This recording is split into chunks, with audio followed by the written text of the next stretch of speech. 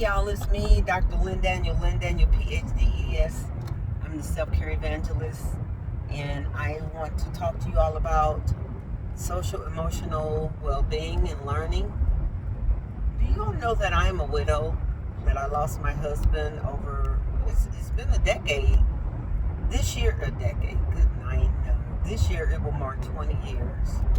This next coming month will mark 20 years from when my late husband passed away. And so, I'm writing about it. I've been reading a lot about widows' experiences, young widows who were at the age that I was when my late husband passed. And, it's a traumatic experience. And what I would recommend, based on what I went through, is just know that you will get on the other side of grieving. It is a journey and a process that involves more people than you. So for me, it involved my family, because my family immediately came alongside of me and ministered to me and walked me through many parts of the process.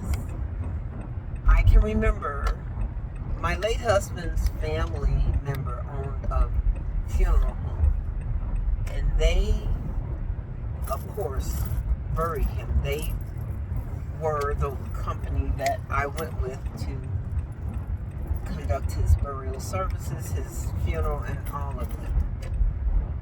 They did a beautiful job. My family, my immediate mom, dad, siblings, came alongside of me and went with me to pick out the casket and to understand what I needed to make that decision, help me to understand what I needed to make the decisions for a funeral. My late husband's sister wrote the obituary. And I just was not in any capacity to do any of these things. I needed family to gather around me. And another thing that I will say is accept the help that people are giving you. And people, like if you are the family member or the friend of someone who has lost a mate, a loved one, a mate, a partner, just know that I think it's important to understand your role, like how you are so needed. You're so needed in that you're checking in on your friend just to say, hey, I'm thinking of you. Do you need anything today? And sometimes that check-in may require you to say, hey, I'm in the neighborhood. I'm coming by to see you today. I'm bringing you lunch. I'm bringing you dinner. I'm gonna come in and shampoo your hair or whatever. I know that my niece, I just think back and I remember how my niece did my hair for the funeral, for the day of the event. My sister, my oldest sister, just pretty much walked me through, was with me at the funeral home and through the contracts and all of that.